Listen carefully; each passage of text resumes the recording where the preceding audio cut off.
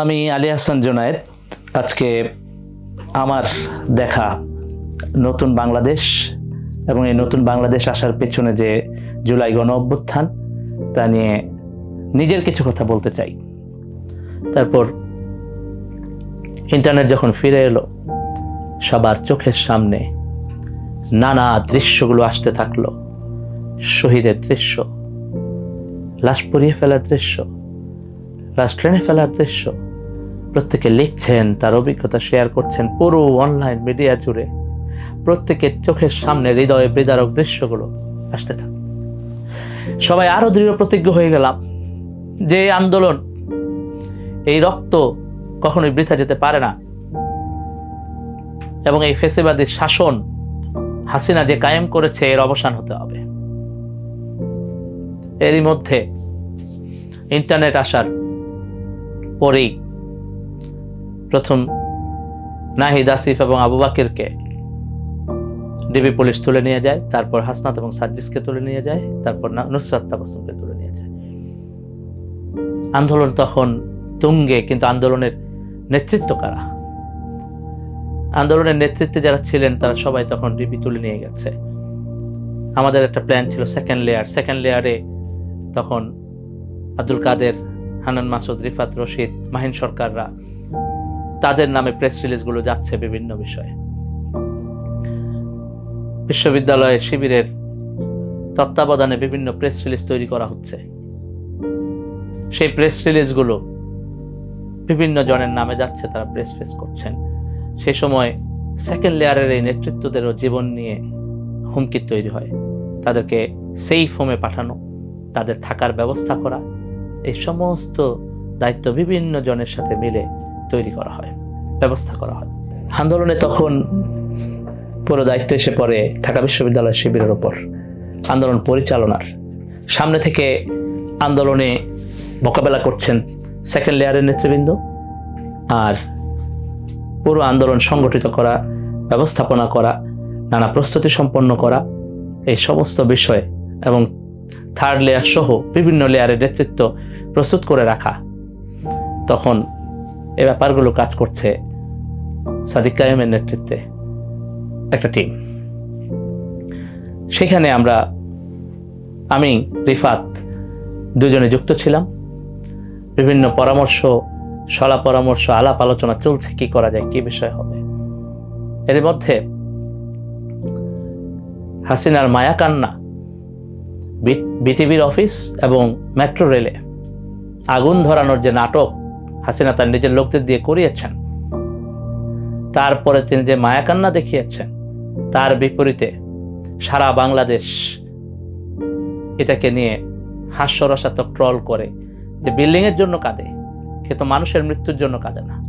মানুষকে হত্যা করা হচ্ছে, এটা নিয়ে তার কোনো ভাবনা নেই। তখনও তাদের বক্তব্য এগুলো বিএনপি জামাতের ষড়যন্ত্র। সাধারণ শিক্ষার্থী, গণমানুষ, আপামর ছাত্র জনতার দাবি, তাদের রক্ত, তাদের আত্মত্যাগ, এই পুরো বিষয় আওয়ামী লীগের মানুষের কাছে ছিল শুধুই কেবলই ষড়যন্ত্র। এরই প্রেক্ষিতে আন্দোলনে কি কর্মসূচি দেওয়া হবে সেটা নিয়ে আলাপ আলোচনা চলছে। আমরা একটা গ্রুপে, নতুন একটা গ্রুপ হয়, সেখানে ঢাকা বিশ্ববিদ্যালয়ের শিবিরের কিছু ক্রিয়েটিভ ম্যান পাওয়ার সহ আমরা নিজেরাও যুক্ত ছিলাম ওই গ্রুপে। সেখানে নানাভাবে আলাপ হচ্ছে কি করা যায়, কি বিষয়, আন্দোলনের প্রত্যেকটা স্টেজ নিয়ে। তখন আপনারা জানেন স্টুডেন্ট এগেইনস্ট অপারেশনের পক্ষ থেকে একটা তালিকা প্রকাশ করা হয় সারা দেশে শহীদদের, আহতদের তালিকা, যে তালিকাটি ইন্টারন্যাশনাল মিডিয়াও রেফারেন্স হিসেবে ব্যবহার করে। এই তালিকা প্রকাশের পুরো কাজটি করেছেন ইসলামী ছাত্র শিবিরের ঢাকা বিশ্ববিদ্যালয়ের একটা টিম। এরপর আওয়ামী লীগ এবং হাসিনা যখন প্রচন্ড চাপে পড়ে, মানুষের ট্রলের মুখে পড়ে, তখন তারা শোক দিবস ঘোষণা করে। আমাদের পরিকল্পনা ছিল মুখে কালো কাপড় বেঁধে প্রতিবাদ জানানোর কর্মসূচি দেওয়ার। তখন হাসিনা কর্মসূচি দেয় রাষ্ট্রীয় শোক দিবস পালনের। আমরা একটু চিন্তায় পড়ে যাই যে এই কর্মসূচি তো মূলত শিক্ষার্থীদেরকে বিভ্রান্ত করার কর্মসূচি। এর মধ্য দিয়ে একটা সিম্প্যাথি করানোর যারা চেষ্টা করছে, আন্দোলনকে বিভাজিত করে দেওয়ার চেষ্টা চলছে। তখন আলাপ চলছিল যে কি করা যায়, এর বিপরীতে কি করা যায়। তখন পরামর্শ দেই যে প্রোফাইল পিকচার লাল করার এবং লাল কাপড় বেঁধে প্রতিবাদ জানানোর আরো নানা জায়গা থেকে পরামর্শ নেওয়া হয়। বিভিন্ন জনের পরামর্শ যুক্ত করে এবং বিভিন্ন পর্যায়ের মানুষজন যেহেতু এই আলোচনার মধ্যে যুক্ত ছিলেন, প্রত্যেকের পরামর্শক্রমে প্রোফাইল পিকচার লাল করা এবং মুখে লাল কাপড় বেঁধে অভিনব প্রতিবাদ জানানোর কর্মসূচি ঘোষণা করা হয়। পরের দিন সারা বাংলাদেশ এবং সারা বিশ্বে যত বাংলাদেশী আছেন প্রায় প্রত্যেকেই এই কর্মসূচিতে স্বতঃস্ফূর্তভাবে সাড়া দেন। প্রথম দিকেই প্রোফাইল পিকচার লাল করেন প্রফেসর ডক্টর মোহাম্মদ ইউনূস।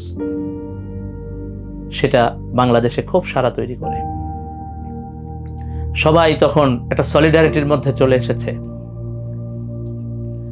পুরো বিশ্ব জুড়ে সবার নজরে চলে এসেছে। বিশ্বের বিভিন্ন প্রান্তে আন্দোলন হচ্ছে। আমাদের প্রবাসী ভাইয়েরা সে সময় প্রতিবাদ করেছেন। আপনারা জানেন যে মিডল ইস্টে অনেক ভাই চাকরি হারিয়েছেন, জেলে গিয়েছেন। বিশ্বের বিভিন্ন দেশে, অস্ট্রেলিয়া, ইউরোপ, আমেরিকা, কানাডাতে বাংলাদেশের আন্দোলন করেছেন, প্রতিবাদ জানিয়েছেন। তখন আপনারা জানেন যে রেমিটেন্স শাটডাউন, প্রবাসীরা রেমিটেন্স দেওয়া বন্ধ করে দিয়েছেন। এই সমস্ত কর্মসূচি এবং সমস্ত জনগণের স্বতঃস্ফূর্ত সাড়া এবং প্রোফাইল পিকচার লাল করার মধ্য দিয়ে সারা বিশ্বের সবার সলিডারিটি এই আন্দোলনের নতুন মোড় দেয়, এই আন্দোলনের টার্নিং পয়েন্ট। পরের দিন মার্চ ফর জাস্টিস কর্মসূচি ঘোষণা করা হয় আদালত প্রাঙ্গণকে কেন্দ্র করে। ততদিনে 6 সমন্বয়কে গ্রেফতার করা নিয়ে সারা বাংলাদেশে প্রতিবাদ গড়ে উঠেছে। আপনারা জানেন এর মধ্যেই 6 সমন্বয়ককে দিয়ে একটি বিবৃতিও দেওয়ানো হয়েছে আন্দোলন বন্ধ করে দেওয়ার। আমরা তখন বলি যে তাদেরকে গান পয়েন্টের মুখে তাদের মুখ থেকে স্বীকারোক্তি আদায় করা হয়েছে। সাধারণ ছাত্র জনতা, আপামর ছাত্র জনতা, বাংলার গণমানুষ এটা মানে না। আন্দোলনে তখন সাধারণ মানুষজন শুধু দেশকে বাঁচানোর তাড়না থেকেই নেমেছে, জীবন দিতে প্রস্তুত হয়েছে। কোনো নেতার দিকে তাকিয়ে নামে না, কোনো রাজনৈতিক দল ম্যাটার করে নাই, কে কোন আদর্শের এটা ম্যাটার করে নাই, কে কোন ধর্মের এটা ম্যাটার করে নাই, কে কোন লিঙ্গের এটা ম্যাটার করে নাই। এই আন্দোলনে নারীরা সামনে থেকে লড়াই করে শহীদ হয়েছে। আন্দোলন তখন আসলে ভিন্ন একটা মাত্রা পেয়েছে। মার্চ ফর জাস্টিস কর্মসূচি ঘোষণার প্রাক্কালে আমরা আলাপ করেছি। সিদ্ধান্ত হলো একটা সফট কর্মসূচি, একটা হার্ড কর্মসূচি, একটা সফট কর্মসূচি, একটা হার্ড কর্মসূচি। কারণ একসাথে কঠোর কর্মসূচি পালন করার মতো তখন আমরা সাহস এবং এটার যে ম্যানেজমেন্টের যে চাপ, এটা নিয়ে আমরা চিন্তিত ছিলাম। বিশ্ববিদ্যালয়ে সাদিক কায়েম বারবার বলছিল যে ভাই, আমাদেরকে একটা কঠোর কর্মসূচি, একটা সফট কর্মসূচি এভাবে দিতে হবে। তো মার্চ ফর জাস্টিস কর্মসূচির আগে বিশ্ববিদ্যালয়ের শিক্ষকদের সাথে কথা বলা হয় এবং সেদিন কয়েকটি ঘটনা ওদের মনে থাকার কথা। বিশ্ববিদ্যালয়ের শিক্ষকরা শাহবাগ থানা থেকে 2 জন ছাত্রকে ছাড়িয়ে নেয় এবং পরবর্তীতে আমাদের এক ভাইকে গ্রেফতার করতে গেলে এক বোন তাকে জড়িয়ে ধরেন এবং পুলিশের গাড়ির সামনে দাঁড়িয়ে যান। এই সমস্ত দৃশ্যগুলো সারা বাংলাদেশে সবার চোখের সামনে ভাসতে থাকে। মার্চ ফর জাস্টিস কর্মসূচি এবং প্রোফাইল পিকচার লাল করা, এই 2টা কর্মসূচি তখন সফল হয় এবং আন্দোলনটা তখন ভিন্ন মাত্রায় প্রবেশ করেছে। সাদিক কায়েমকে তখন প্রস্তাব করি যে আমাদেরকে সারা বাংলাদেশে যারা শহীদ আহত হয়েছেন তাদের স্মরণে একটা কর্মসূচি দিতে হবে, মসজিদে, মন্দিরে, সমস্ত জায়গায় দোয়া কর্মসূচি, তাকে লিখিত পরামর্শ দিই। এরপর পরের দিন রিমেম্বারিং আওয়ার হিরোস কর্মসূচি ঘোষণা করা হয়। জুলাই আন্দোলনে যারা শহীদ হয়েছেন তাদের স্মরণে, যারা আহত হয়েছেন তাদের স্মরণে, যারা নিজের জান প্রাণ বাজি রেখে আন্দোলনে লড়ছেন সে সমস্ত হিরোদের স্মরণে। তখন সারা দেশে গ্রাফিতি চলছে, সবাই গ্রাফিতি অঙ্কন করছেন, প্রত্যেকটা পথে প্রান্তরে স্বতঃস্ফূর্ত আন্দোলনের প্রতিচ্ছবি। 1 আগস্ট এই কর্মসূচি ব্যাপকভাবে সারা দেশে পালিত হয়। এর মধ্যে 6 সমন্বয়ককে সমাজের চাপের মুখে ছেড়ে দেওয়া হয়। 2 আগস্ট বিশ্ববিদ্যালয়ের শিক্ষকদের প্রোগ্রাম ছিল, তারপর শিল্পী, সাহিত্যিক, গুণীজন মিলে দ্রোহযাত্রা, এগুলো কেবলই আন্দোলনকে পূর্ণতা দিয়েছে। সমাজের বিভিন্ন স্তরের মানুষজন তখন আন্দোলনে যুক্ত হয়ে গেছে, সমস্ত পর্যায়ের মানুষজন শহীদ হয়েছেন, রিক্সা চালক, ব্যাংকার, সাংবাদিক, নারী, পাবলিক বিশ্ববিদ্যালয়, প্রাইভেট বিশ্ববিদ্যালয়, মাদ্রাসার শিক্ষার্থী, সমস্ত পর্যায়ের মানুষজন। 2 আগস্ট আমরা তখন আলাপ করি যে এখন আমাদেরকে আর 9 দফার প্রাসঙ্গিকতা নেই, এখন আমাদেরকে 1 দফায় যেতে হবে। হাসিনার আর সরকারে থাকার কোনো নৈতিকতা নেই। এই ফ্যাসিবাদী শাসন ব্যবস্থা থেকে পুরো বাংলাদেশ জাতি মুক্তি পেতে চায়। এজন্যই কেবল জনগণ রাজপথে নেমে জীবন দিতে প্রস্তুত হয়েছে। আলোচনা হয় যে কি সমাধান হবে, যদি হাসিনার পদত্যাগ করতে হয় তাহলে রাষ্ট্রের কি হবে।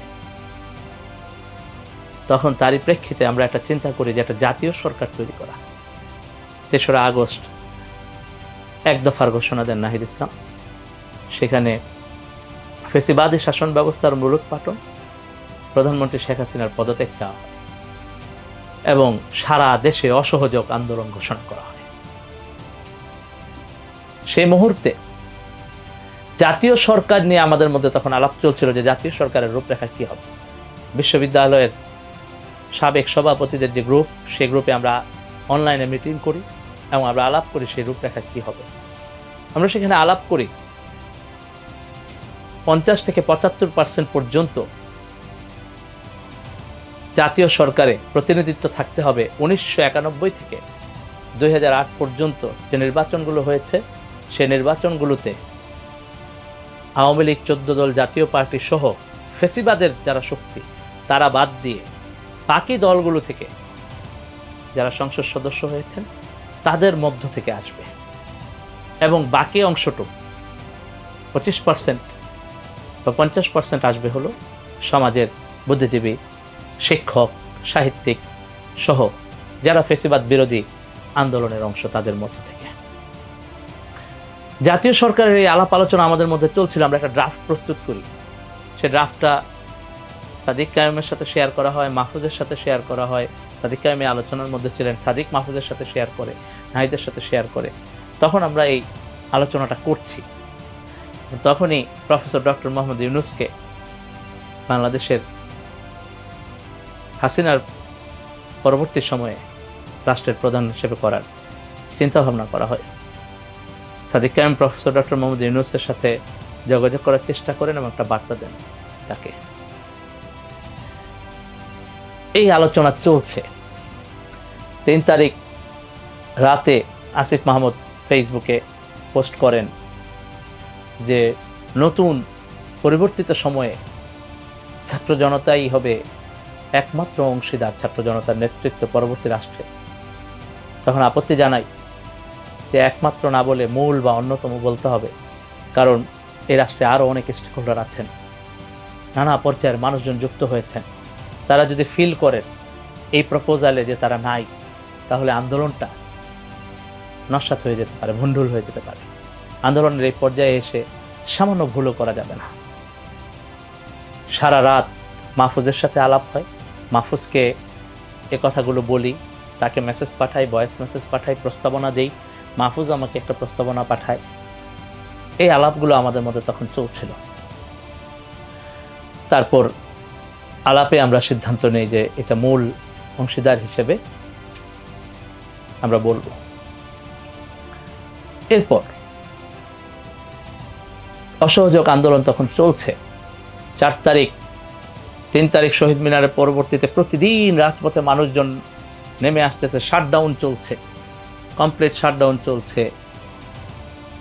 সারা দেশের বিভিন্ন পর্যায়ের মানুষ প্রত্যেকটা জেলায় জেলায় এবং ঢাকার প্রত্যেকটা স্পটে আন্দোলনে তখন মাঠে নেমে আছেন। প্রতিদিন গুলি চলছে, প্রতিদিন হতাহতের সংখ্যা বাড়ছে, আন্দোলনের লোকজনের সংখ্যা কমছে না। যে জন্যই আমাদেরকে সেই ঐতিহাসিক ডায়লগটি শুনতে হয়েছে। তৎকালীন স্বরাষ্ট্রমন্ত্রী সামনে দাঁড়িয়ে যে পুলিশ বলছিলেন, গুলি করি, মরে একটা, আহত হয়ে একটা, বাকিটি রয়ে যায়। এটা নিজের চোখে না দেখলে আপনি বিশ্বাস করতে পারবেন না, কেউ বিশ্বাস করতে পারবে না যে মানুষজন কি করে জীবন দিতে প্রস্তুত হয়েছে। আমার ওই ছিন্নমূল ছেলে মেয়েরা যারা রাস্তায় অনাহারে অর্ধাহারে জীবন কাটায়, ওরা গুলির সামনে নিজেদের বুককে পেতে দিয়েছে। 4 তারিখ কর্মসূচি কি হবে পরবর্তীতে, আমরা তখন বলি যে আর সময় নেই। 9 দফা থেকে 1 দফা হয়েছে। কিভাবে করে অনলাইনে তখন 9 দফা থেকে 1 দফা খুব সুন্দর একটা ভিডিও পোস্ট করা হয়, যেটা সারা দেশেই সারা পড়ে, যে এখন আন্দোলনের পিক মোমেন্টাম, আমাদেরকে আর ডিলে করলে চলবে না, কারণ আন্দোলনকারী যারা আছেন তাদেরকে খোঁজা হচ্ছে।